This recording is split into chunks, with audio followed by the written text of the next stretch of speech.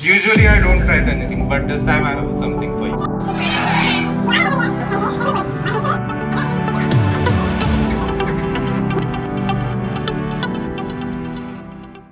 Let's start with the question, what is education? The process of receiving or giving systematic instruction, especially at school or university. एक ऐसी प्रक्रिया जिसमें instruction का आदान प्रदान होता है एक सिस्टमेटिक वे में, स्पेशली कहाँ, स्कूल और university. It is divided into three parts: formal education, informal and non-formal. Formal education क्या होता है? Refers to the structural education system that runs from primary school to university. जो education हम primary school से university तक देखते हैं उसे फॉर्मल एजुकेशन कहा जाता है, क्योंकि एक सिस्टमेटिक वे में रन होता है, एक स्ट्रक्चरल एजुकेशन होता है. इनफॉर्मल एजुकेशन क्या होता है?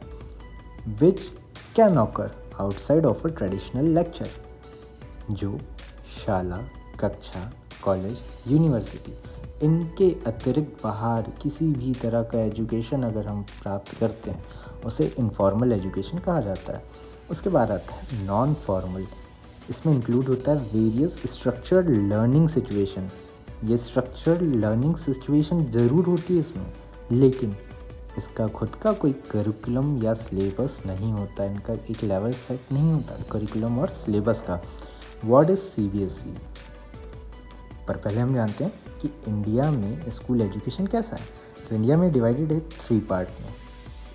प्री प्राइमरी जिसमें एज होती है 3 to 5 ईयर्स, प्राइमरी और एलिमेंट्री जिसमें एज होती है 5 to 11 of age, then the last one is secondary education जिसमें एज होती है 11 to 18 of as.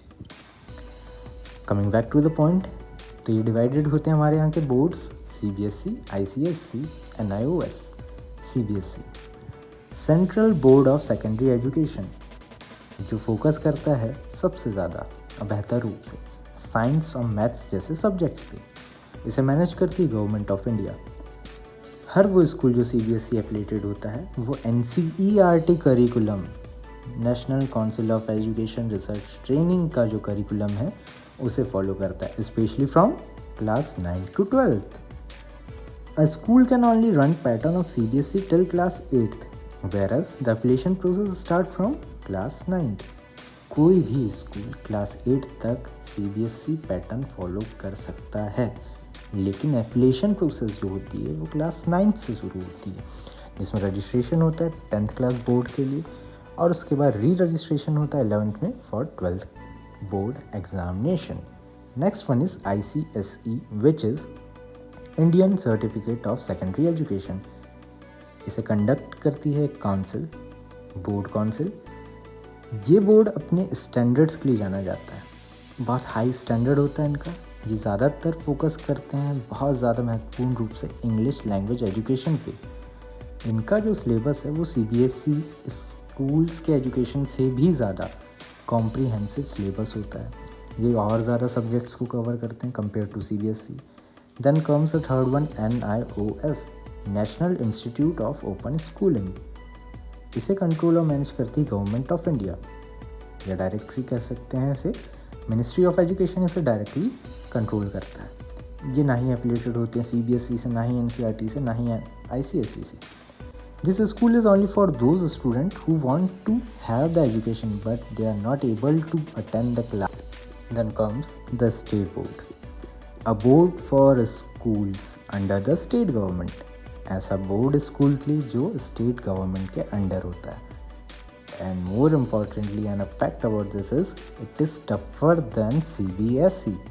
And more interestingly you will know Bihar state board education is the toughest in the India. If we talk about the boards, the state board, Bihar state board is the toughest one. ये जो board होता है state का, ये focus करता है local topics पे, regional languages पे और स्टेट लेवल अफेयर्स पे. अब हम आते हैं difference between CBSE and NCERT. जैसे कि मैंने पहले बताया, as I mention earlier, CBSE is a board of education. CBSE सिर्फ एक बोर्ड ऑफ एजुकेशन है, एजुकेशन सिस्टम का एक बोर्ड है जैसे कि बाकी है, and a preferred choice to many. Whereas जबकि NCERT is the publishing organization or publisher that publishes book for the CBSE subject. जबकि जो NCERT है, national council of education research and training, ये एक पब्लिशिंग ऑर्गेनाइजेशन है या publisher है जो बुक्स पब्लिश करता है किसके लिए, CBSE स्कूल्स के लिए। ओके, आई होप आप सभी के काफ़ी सारे डाउट्स इस वीडियो के बाद क्लियर हो चुके होंगे। Thanks for watching this video. Thank you.